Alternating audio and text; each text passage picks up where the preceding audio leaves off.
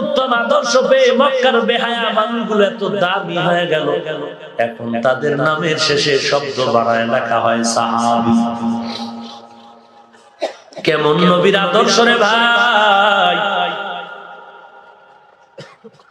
জমিনের মধ্যে কত আদর্শের গান শুনলাম, আব্রাহাম লিঙ্কনের আদর্শ, প্লেটোর আদর্শ, মাও সেতুনের আদর্শ, লেনিনের আদর্শ, কার্ল মার্ক্সের আদর্শ, সোশ্যালিজম, কমিউনিজম, ক্যাপিটালিজম, সমাজতন্ত্র, গণতন্ত্র, পুঁজিবাদ, যাহা কিছু দেখেছি রে মুসলমান, আল্লাহর কসম সব আদর্শগুলো না পাক, একমাত্র মদিনার নবীর আদর্শই হলো পাক। কেমন আমার নবীর আদর্শ পবিত্র! ১৫০০ বছর পরে নবীরে দেখতে পারে নাই, নবীর আদর্শের পাগল হইয়া আমেরিকার বৈজ্ঞানিক নীল আর্মস্ট্রং, মাইকেল কলিন্স কালেমা পড়ে মুসলমান হয়ে গেল। নবীর আদর্শের পাগল হইয়া ভারতের সন্তান শিব শক্তি স্বরূপজি নবীরে দেখে নাই, শুধু নবীর আদর্শের পাগল হয়ে কালেমা পড়লো। এর নবীর উম্মত পাকিস্তানের হিন্দি গানের শিল্পী একটা গান গাইলে লক্ষ টাকা হাদিয়া, ইন্টারনেটে সার্চ দে জুনায়েদ জামশেদ নাম লেখ, এখনো তার হিন্দি গান পাবি। কিন্তু আল্লাহর বান্দা ইসলামের রাসূলের আদর্শ মানার কারণে কয়েক মাস আগে বিমান দুর্ঘটনায় ফ্যামিলি সহ পৃথিবী থেকে বিদায় নিল। এখন যদি তাকায় দেখো, ওই বান্দা নবীর আদর্শে এত পাগল হয়ে গেল। এখন যদি তাকাও মনে হবে এখনো গানের শিল্পী না, বরং পাকিস্তানের বড় একজন বুজুর্গ। নবীর আদর্শ এত দামি একটি সম্পদ। ওমরের দরবারে এক ইহুদি গিয়া বলে নবীর আদর্শ নাকি দামি, বলে হ্যাঁ একটু বয়ান দাও তো। বলবো? ওমর বলে নবীর আদর্শের বয়ান আমি পারব না, কারণ আমি জীবনের বেশি টাইম ঈমান হারা হালাতে কাটাইছি। জীবনের এক পর্যায়ে এসে আমি নবীর আদর্শ পাগল হইয়া আমি মুসলমান হয়েছি, নবীর জীবনী পুরা পাই। কেমন নবীর আদর্শ, যে আদর্শ গ্রহণ করার কারণ ১০ জন সাহাবা দুনিয়াতেই জান্নাতের টিকিট পেয়েছে। নতুন শুনলেন? আরো আগে শুনছে? কয়জন বলেন? প্রথম নামটা কার? দ্বিতীয় কার নাম? ৩ নম্বরে কার নাম? ৪ নম্বরে কার নাম? রাদিয়াল্লাহু আনহুম আজমাইন। আবু বকরের ইতিহাস পড়ে দেখো, ৪ খলিফার বাংলা ইতিহাস পাওয়া যায়, পড়ে দেখো আবু বকর কত দামি, জান্নাতের টিকিট তার হাতে রেডি। এরপর ইতিহাস পড়ে দেখো, মৃত্যু পর্যন্ত শুধু কান্নার আওয়াজ। ওমরের কান্না, ওসমানের কান্না, আলীর কান্না। আজকে ময়দানে কান্নার বয়ান নাই, কান্নার কোনো বয়ান নাই। কেন কেন শুধু কান্না নাই নাই নাই নাই এমনটা না। এক বক্তা বলে বাঙালি বেশি কাঁদবা না, নবী বেশি কাঁদে নাই। ওরে যেই বক্তা বেশি হাসাইতে পারে সেই বক্তা বড় দামি। এরে নবীর উম্মতের দল, আল্লাহর নবীর আদর্শ এত দামি এক সম্পদ। এই আদর্শ যখন পায় নাই, মক্কার মানুষ এত খারাপ ছিল, কারণ ঈসা নবীর পরে আমরে নবীর মাঝখানে ৫৭০ বছর গ্যাপ হয়ে গেল। এই দিনগুলোতে এরা কোনো মুরব্বী পায় নাই। মুরব্বী না পাওয়ার কারণেই তাদের চরিত্র ধ্বংস হয়ে গেল। ভৈরবের মানুষ আমি আজকে ফাইনাল অ্যান্সার দিয়া যাই, যারা বলবে আমার কোনো মুরব্বী লাগে না, ইমাম লাগে না, কোনো উস্তাদ লাগে না, তুমি নিঃসন্দেহে ধরে নাও তুমি গোমরা। আল্লাহ কয় মুরব্বী লাগবে, তুমি কেন কও লাগবে না? ومن يطع الله والرسول فاولئك مع الذين انعم الله عليهم من النبيين والصديقين والشهداء والصالحين وحسن اولئك رفيقا। আল্লাহ বলেন আমি 4 দল মুরব্বি দিলাম, নবীগণ, সিদ্দিকগণ, শহীদগণ, সালেহগণ। ওরে ভৈরবের মুসলমান, যদি আল্লাহর আসমানি কিতাব পড়া পড়া জান্নাত পাওয়া যাইতো, কোনো উস্তাদ না লাগতো। কোরআন আসমানি কিতাব, তাওরাত আসমানি কিতাব, জবুর আসমানি কিতাব, ইনজিল আসমানি কিতাব, আদম নবীর কাছে দেওয়া সহিহ আসমানি কিতাব, ইদ্রিস নবীর কাছে দেওয়া সহিহ আসমানি কিতাব, মুসা নবীর কাছে দেওয়া কিতাব আসমানি কিতাব, শীষ নবীর কাছে দেওয়া আসমানি কিতাব। যদি আল্লাহর দেওয়া আসমানি কিতাব পড়া জান্নাত পাওয়া যাইতো, এই জমিনে লক্ষ লক্ষ নবী পাঠাবার দরকার হতো না। ওরে লাইব্রেরি থেকে ঔষধের বই পড়ে যদি ডাক্তারি করা যাইতো, এই দেশে মেডিকেল সায়েন্সের দরকার হতো না। বাংলা বুখারী কোরআনের তরজমা পড়ে ফতোয়া দেওয়া যদি যাইতো, এই জমিনে লেখাপড়ার জন্য কোনো মাদ্রাসা লাগতো না। কথা বলেন না কেন? ওরে মুমিন ভাই, মনে কষ্ট নিও না, গালাগালি করছি না রে বাবা। তুমি বুকের উপরে হাত বাঁধো, খোদার কসম আমার দ্বন্দ্ব নাই। তুমি আলহামদুর পরে জোরে আমিন বলো, খোদার কসম কোনো দূরত্ব নাই, কোনো হিংসা নাই। কিন্তু কেন কথাই বলি রে বাবা, একমাত্র কারণ আমরা 40 বছর যারা নাবির নিচে হাত বেঁধে নামাজ পড়তেছি, আলহামদুর পরে আস্তে আমিন বলতেছি, আমাদের মাঝে কেন পেছ লাগাইলা? এজন্যই আমরা কথা বলি, তবে গালাগালি করি না, অশালীন কথা বলি না। আমগো ঘরে আগুন লাগাইছো, এই আগুনটা নিবানের জন্য বলি। তোমগো ঘরে আমগো আগুন লাগানোর নিয়ত নাই। বুকে হাত বাঁধার বিরুদ্ধে বলেছি, আর জোরে আমিন বলার বিরুদ্ধে বলেছি। ওরে আল্লাহর বান্দা, কেন তুমি আজকে এই সমস্ত কাণ্ড করে সাধারণ মানুষকে দিন থেকে বিচ্যুত করো, বিভ্রান্তের মধ্যে ফেলেছো রে বাবা? আমি হাফিজুর রহমান হাটহাজারীর হুজুরের প্রশংসা, খাজা মঈনুদ্দিনের প্রশংসা, জুনায়েদ বাগদাদী সাহেব শিবলি, হাফিজি হুজুর, পীরজি হুজুর, মুফতি ফজলুল হক আমিনী রহমাতুল্লাহ আলাইহি, ফজলুল করিম রহমাতুল্লাহ আলাইহি, সৈয়দ ইসহাক রহমাতুল্লাহ আলাইহি, উজানির কারি ইব্রাহিম রহমাতুল্লাহ আলাইহি, বড় বড় আল্লাহওয়ালা শামসুল হক ফরিদপুরি, হাজী শরীয়তুল্লাহ রহমাতুল্লাহ আলাইহি, শাহজালাল, শাহপরান, শাহ আমানত, খান জাহান আলী, শাহ আলী, আল্লাহওয়ালাদের নাম জুনায়েদ বাগদাদী, কুতুবউদ্দিন বখতিয়ার কাকি, মুজাদ্দিদ আল ফেসানি, খাজা মঈনুদ্দিন চিশতি, এদের নাম নিয়ে একটু কথা বলি। আল্লাহওয়ালাদের নাম নিয়ে ওই আল মুজাদ্দিদ আল ফেসানি, হাজী ইমদাদুল্লাহ মুহাজিরে মক্কি, রশিদ আহমদ গাঙ্গুহি, বড় পীর আব্দুল কাদের জিলানী, এদের নাম নিয়ে একটু কথা বললে একদল বলে হাফিজুর রহমান ব্যক্তির পূজা করে, পীরের পূজা করে, মুশরিক মুশরিক মুশরিক। ওরে আল্লাহর বান্দা, তোমাকে আমি গালি দিচ্ছি না, হিংসাও করতেছি না, জানতে চাই তুমি বান্দা অল টাইম হাঁটতে চলতে উঠতে বসতে খাইতে নাইতে অল টাইম আপনি ডাক্তার জাকির নায়েকের গুণগান, মতিউর রহমান আল মাদানির গুণগান, মুজাফফর বিন হোসেন সাহেবের গুণগান, আব্দুর রাজ্জাক বিন ইউসুফ সাহেবের গুণগান, অমুক তমুকের গুণগান, কাজী ইব্রাহিম সাহেবের গুণগান, শুধু গুণগান না, পাশে পাশে আবু হানিফার গালি, আবার খাজা মঈনুদ্দিনের গাঞ্জাখোর। বলেন আপনি কার পূজা করেন? গালি দিছি আমি যতই কিছু করি, একদিনও তো জাকির নায়েকের গালি দেই নাই না। কি গালি দিয়া এখানে আমার কোনো লাভ নাই। যদি একদিন হাতে পাই, তখন মহব্বতে হয়তো প্রোগ্রামের সূত্র ধরে দেখা হতেও পারে। সেদিন আমি হাসি মুখে এক প্লেটে খানা খাবো আর বলবো হযরত যথেষ্ট লেকচার শুনেছি। হঠাৎ করে দেখলাম দুই একটা লেকচারের পয়েন্টে পয়েন্টে ওলামায়ে কেরাম বলেছেন এই পয়েন্টে আপনার কথার সাথে শরীয়তের সাংঘর্ষিক, এই বিষয়ে আপনার ফয়সালা কি? যদি ভুল স্বীকার করে আলহামদুলিল্লাহ, যদি বুঝায় দিতে পারে আলহামদুলিল্লাহ। বৈরবে গালি দিলে কি লাভ? কথা কন না কেন? বাউয়া ব্যাং হাতিরে লাথি দেয়। বাউয়া ব্যাং চিনেন? যে বৃষ্টির সময় জিকির করে, গান গায় না, খোদার তসবিহ পড়ে। সন্দেহ আছে না? সমস্ত মাখলুকাত কার তসবিহ পড়ে? এক বুজুর্গ কয় যে বড় ঘড়ি কাটা লম্বা টুনটুন করে বাড়ি দেয়, এ টুনটুন করে না, ও খোদার নামের জিকির করে। সুবহানাল্লাহ কইছেন। আমার জাতি ভাইরা কইবে এইবার না হাফিজুর রহমান রে মুশরিক বলার ফতোয়া ওপেন হয়ে গেল।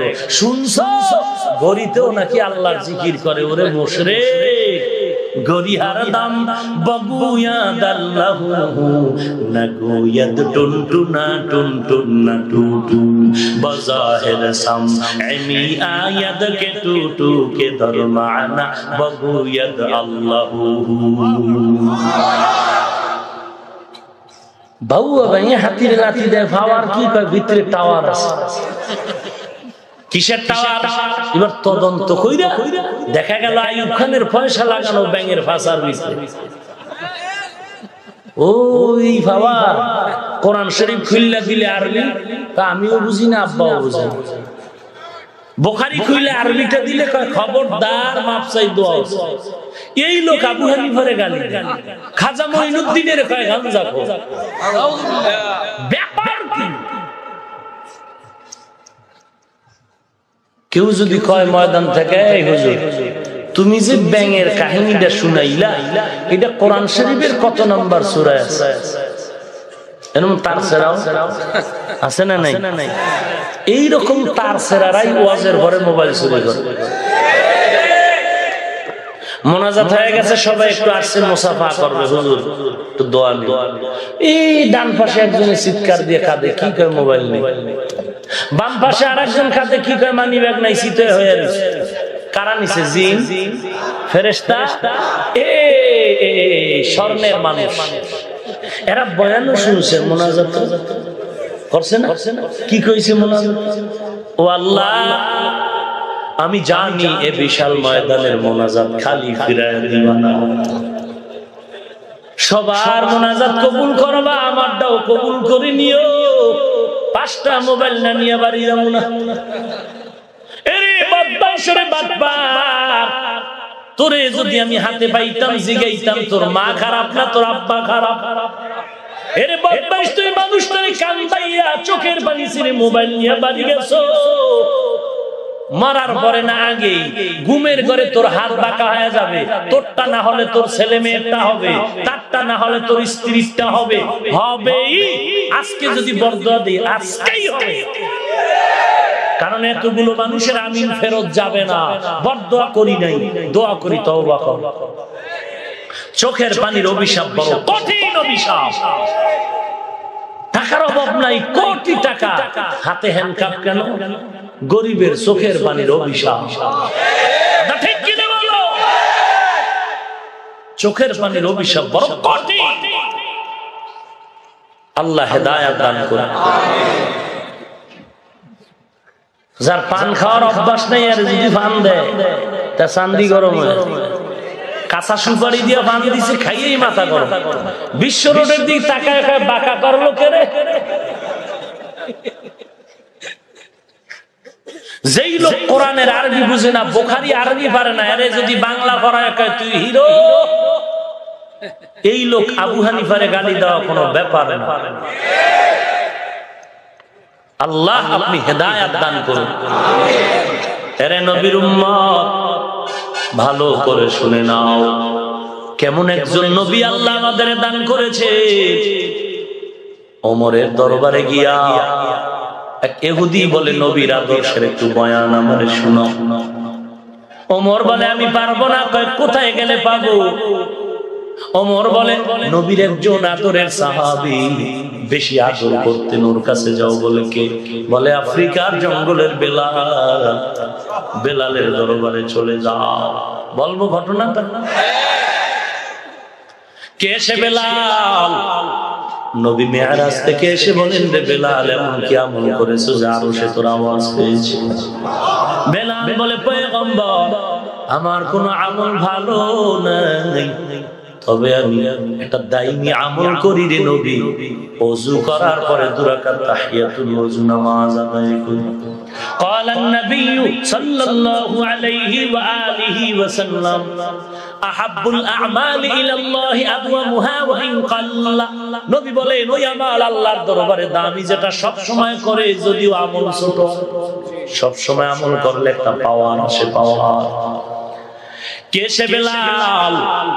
আমার নবী মক্কা বিজয় বাইতুল্লাহর কিনারায় হাতে লাঠি নিয়ে মূর্তিগুলো ভাঙে আর বলে, আলী, বড় বড় মূর্তিগুলো ভেঙে ফেলায়। আজ আমার দিলটা বড় খুশি, কারণ এই মক্কায় আমি মন ভইরা 1 রাকাত নামাজ পড়তে পারি। আমি মক্কার কাছে এসে একটা মন ভরে সিজদা দিতে পারি নাই রে আলী। আমার বংশের লোকেরা আমারে কত আঘাত করেছে রে আলী। আজ আমার এই মক্কার দিন বড় আনন্দের দিন, আমি স্বাধীন করেছি। মক্কার মূর্তিগুলো ভাঙ্গা জমজম পানি দিয়া পবিত্র বানায় দাও। আজ আমি মনের খুশিতে জোহরের নামাজ জামাতে আদায় করবো আজকে আমার সাথী। আমার নবী লাঠি হাতে নিয়ে মূর্তিগুলো ভেঙ্গে ভেঙ্গে ফালায় দেয়, আর আমার আশেকে রাসূলেরা পীর বাবার ছবি গলায় নেয়, আর ঘরের আলমারির মধ্যে বাঘ ভাল্লুক আর বানরের ছবি দিয়ে শোকেস বোঝাই করে রেখেছে। নবী মূর্তি ভেঙে দেয়, মুসলমান নবীর আশেক মূর্তি ঝুলাও। কোথায় নবী আর কোথায় তুই? এরে নবীর উম্মতের দল, আমার নবী আজ খুশি, আবার চোখে পানি, খুশির কান্না, কারণ এই মক্কা থেকে বড় কষ্ট করে গেছে। মদিনায় যাওয়ার আগের 3টা বছর বড় কষ্টের ছিল আমার নবী। মাঝে মাঝে আম্মা জান আয়েশা বর্ণনা দেয়, দেখতাম আমার হুজুরার পাশে বৈশা নবী মাঝে মাঝে গুনগুন গুনগুন করে কান্না করে।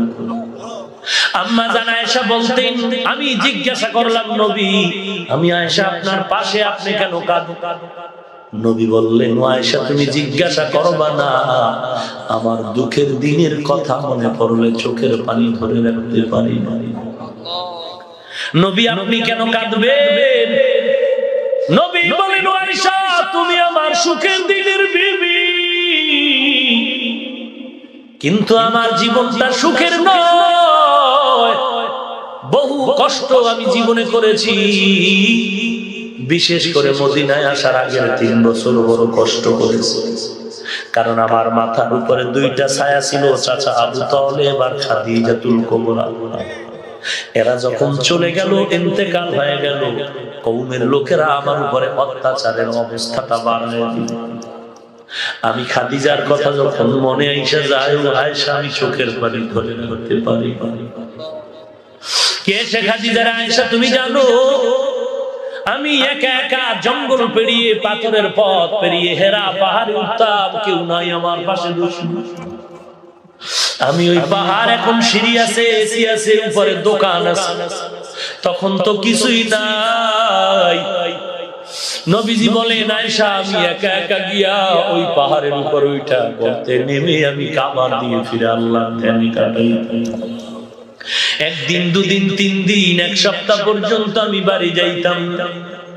মাঝে মাঝে তাকায় দেখতাম ওই খাদিজাতুল কুবরা মহিলা মানুষ জঙ্গলের পথ পেরিয়ে, পাথর পেরিয়ে, এত বিশাল উঁচু পাহাড় বেয়ে বেয়ে উঠে ওই আমার বিবি খাদিজা দেখতাম আমার পাশে গর্তে নেমে নাস্তা নিয়ে হাজির হয়ে গেছে। ওরে আয়েশা শুধু তাই না, আমি পেটে পাথর বেঁধে মানুষের কাছে কাছে ঘুরে ঘুরে কালেমার দাওয়াত।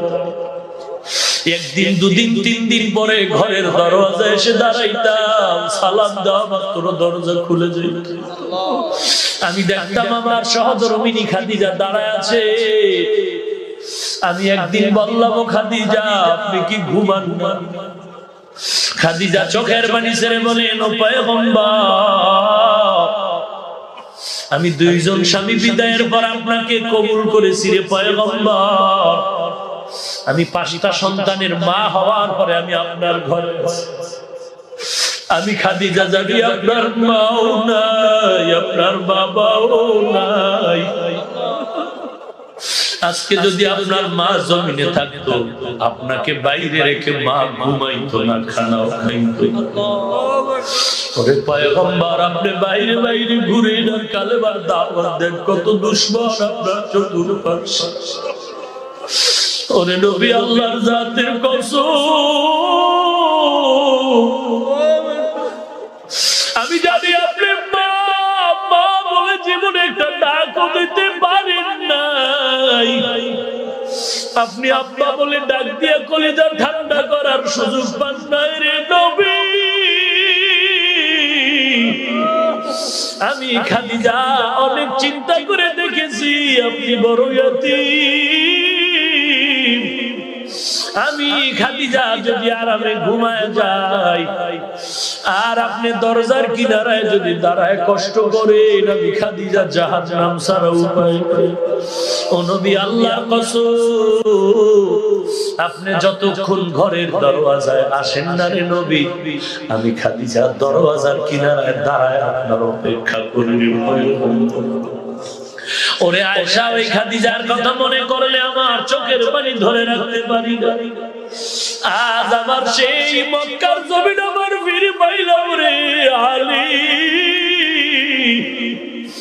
আজ আমার খুশির কান্না, জোহরের নামাজ আমি জামাতে আদায় করব, আর আজকের এই বিজয়ের আজান যিনি দিবে তার কপাল ভালো। নবী মশওয়ারায় বসে গেলেন, কে দিবে আজ বিজয়ের আজান? একজন দাঁড়ায় বলে, নবী আজকের বিজয়ের আজান দিবেন আবু বকর, আর কেউ না কারো। আপনি তো আবু বকরের প্রশংসা করে বলেছেন, ওই হিজরতের পর নবী যখন ঘর থেকে বেরিয়ে আবু বকরকে গিয়ে আস্তে করে ডাক দিয়েছে গভীর রাত। আবু বকর দরজা খুলে লাব্বাইক ওয়া সাদাইক ইয়া রাসূলুল্লাহ, আমি আস্তে ডাক দিলাম, আপনি কি ঘুমান? আবু বকর চোখের পানি ছেড়ে বলেন, ও পয়গম্বর, 2-2.5 বছর আগে আপনি আমার কানে কানে বলেছিলেন হিজরতের পথে আমি আপনার সফর সঙ্গী হব। ও নবী, আল্লাহর জাতের কসম, ওই দিন থেকে আমি যতই ব্যস্ত থাকি, রাতের বেলা একটা সেকেন্ডের জন্য আমি ঘুমাই না, দরওয়াজার কিনারা অপেক্ষা করি। নবীও শুনে অবাক হয়ে গেল। ওরে আবু বকর, এগুলো কি করে সম্ভব? আবু বকর কান্না করে বলেন, আমি আবু বকর একা ঘুমাই না তা না, আমার ঘরে আমার ছোট মেয়ে আসমাও ঘুমায় না। প্রত্যেক রাত্র নাস্তা বানায় অপেক্ষা করে নবী আসবে, মদিনার লম্বা পথে নাস্তা দিতে। ওরে নবী, আমার মেয়েটাও ঘুমায় না। আজকে 2-2.5 বছর আমি আবু বকর রাত্রে ঘুমাই না রে নবী, আমার মেয়ে আসমাও ঘুমায় না রে নবী। ওরে নবী, একটু খুঁটির গোড়ায় তাকায় দেখে, ওই খুঁটির গোড়ায় আমরা মদিনায় যাওয়ার জন্য একটা উট কিনেছি, ওই উটও ঘুমায় না। আপনার আসার পথের দিকে তাকায় থাকে আর চোখ বেয়ে পানি পড়ে। মায়ার নবী হাউ হাউ করে কাঁদেন, বালি, আজ আবার দুঃখের রাত, কষ্টের রাত। আবু বকরের এই ত্যাগের বিনিময়ে দেওয়ার আমার কিছু নাই, তবে আমি আজ একটু দোয়া করি, আল্লাহ, এই আবু বকরের সফর শুরু হলো, মদিনা পর্যন্ত সফর শেষ না। ও আল্লাহ, তুমি কবুল করে নাও, আবু বকরের সফর শেষ হবে জান্নাতের মেহমানখানা। আবু বকর দিবে আজ বিজয়ের আজান। বসে আর একজন দাঁড়ায় বলে, ও নবী, বিজয়ের আজান দিবেন ওমর, কারণ আপনিই বলেছেন লাউ কানা বাদি নবিয়্যুন লাকানা ওমর, আল্লাহ আপনার পরে নবী বানাইলে ওমর হতো পরের নবী। কোরআনের মধ্যে ওমরের পক্ষে 3টা আয়াত আল্লাহ নাজিল করেছেন। ওরে নবী, আজ ওমর দিবে, আপনি বসেন। আর একজন দাঁড়ায় বলে, নবী আজকের বিজয়ের আজান দিবেন উসমান, কারণ আপনি নবী বলেছেন লিকুল্লি নাবিয়্যিন রাফিকুন ওয়া রাফিকি ইয়ানি ফিল জান্নাতি উসমান, সকল নবীর জান্নাতে এক বন্ধু হবে, আপনার বন্ধু হবে জান্নাতে উসমান। উসমান দিবে আজান, আর কেউ না। আপনি বসেন। আর একজন দাঁড়ায় বলে, নবী বিজয়ের আজান দিবেন আলী, কেন? আপনিই বলেছেন আনা দারুল হিকমাতি ওয়া আলিয়্যুন বাবুহা ওয়া আনা মাদিনাতুল ইলমি ওয়া আলিয়্যুন বাবুহা, আমি নবী হিকমতের ঘর, ইলমের শহর, আর এর দরওয়াজা হলো আলী। ওই আলী দিবে আজ বিজয়ের আজান। নবী চুপ হয়ে গেলেন। আল্লাহর সিদ্ধান্ত আসবে।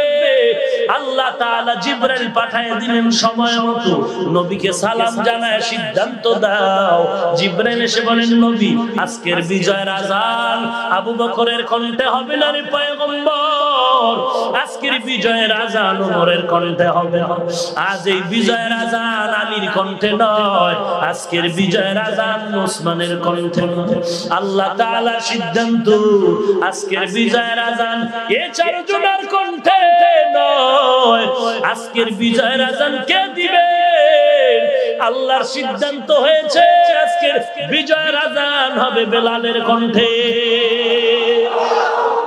কাবেলিয়ত দাদে উরা শর্ত নিজ বলকে শর্ত কাবেলিয়ত দাদে উস মকবুল তু হ্যায় শাহজা হ্যায় কাবিল তু বহুত হ্যায় मकबूल तू है शादा है काबिल तू बहुत है आईना के मानिंदे तू नहीं दिल तू बहुत है आईना के मानिंदे तू नहीं दिल तू बहुत है। और এলাকার মুসলমানের যুবক, ও বৃদ্ধ বাবাজি, ও পর্দার আড়ালের মা বোনেরা, আজকে কেন তুমি দিনের পথে আগাও না রে মা? আমি হাফিজুর রহমানের মা, ও মা তুমিও একজন সন্তানের মা। এর যুবক পাও দুটো আগায় দে, আমি তোর পায়ে হাত রেখে বলে যাই, টুপির কারণে দাড়ির কারণে নবীর আদর্শে সম্মান কমে না, বরং আল্লাহ এত সম্মান দান করেছে পৃথিবীর বড় এক নম্বরের ধনী লোকটাও এত সম্মান পায় না। এর যুবক আজকে তুই টুপি মাথায় দাও না কেন? বলে মাথা গরম। টুপি মাথায় দিলে মাথা গরম হয়? খোদার কসম তোর থেকে বুঝ আমার কম না। লম্বা জামা পরলে শরীর গরম লাগে, কম বুঝি না রে বাবা। দাড়িটা রাখলে যৌবনের ভাব চলে যায়, তোমার থেকে কম বুঝি না। এরে বাবা নামাজ পড়তে কষ্ট হয় শীতের দিন, তোমার থেকে কম বুঝি না। এরপরও কেন টুপি ফালাই না, দাড়ি ফালাই না, লম্বা জামা ফালাই না, নামাজ পড়ি, পর্দা করি? ওরে বাবা দুনিয়ার সরকার আমগো টাকা দেয় না, না, বরং টুপির কারণে দাড়ির কারণে কত গালাগালি শুনতে হয়। এরপরও কেন টুপি ফালাই না বাবা? একমাত্র কারণ আল্লাহর কোরআন পড়েছি, নবীর হাদিস পড়েছি, স্পষ্ট আল্লাহর কোরআন সত্য, কোনো সন্দেহ নাই। নবীর হাদিস সত্য, কোনো সন্দেহ নাই। ওই জায়গায় আল্লাহ বলেছে গুনাহগার হয়ে যদি কবরে যাও, দুই পাশের মাটির চাপ পাথরের হাড় চুরমার হয়ে যাবে, কবরের মধ্যে জাহান্নামের আগুন দাউ দাউ করে জ্বলবে। গুনাহগারের কবরে ৯৯টা সাপ। দিনের বেলা সূর্য, বিজ্ঞানীরা বলে জমিন থেকে ৯,৩০,০০,০০০ মাইল দূরে। ওই সূর্যের গরম, কিন্তু শীতের রাত, সূর্য নাই, এরপরও কেন গরম লাগে? আল্লাহর নবী বলেন কিয়ামতের ময়দানে সূর্য মাথার উপরে আল্লাহ দিয়া বলবে সব তাপমাত্রা ছেড়ে দাও। সূর্যের তাপ যখন পড়বে, গুনাহগারের মাথার মগজগুলো টকটক করে ঘুরতে থাকবে। ওই পেটের গলি তো নারী মুড়ি পায়খানার রাস্তা দিয়া ঝুমঝুম করে পড়ে যাবে। ওরে মার কোনো পরিচয় চাই, নবীরা পর্যন্ত নাফসি নাফসি বলে কাঁদে, ওদিকে জাহান্নামের চিৎকারের আওয়াজ। ও আল্লাহ গুনাহগার গুলো কই, আমাকে দাও। আল্লাহ বলবেন জাহান্নাম অপেক্ষা কর, গুনাহগারের বিচার আমলনামা মাপ দিয়ে নে। জাহান্নাম থামতে চায় না। আল্লাহ বলবে ফেরেশতারা ৭০,০০০ শিকল লাগায় জাহান্নামের পেছনে ধরে রাখ। ৭০,০০০ শিকল লাগায়াও ধরে রাখতে পারে না। জাহান্নামের আওয়াজে হাসরের ময়দানটা থর থর থর থর করে কাঁপতেছে। এবার আমার আপনার মায়ার নবী সিজদায় পড়ে কাঁদবে আর বলবেন আল্লাহ জাহান্নামের বিরা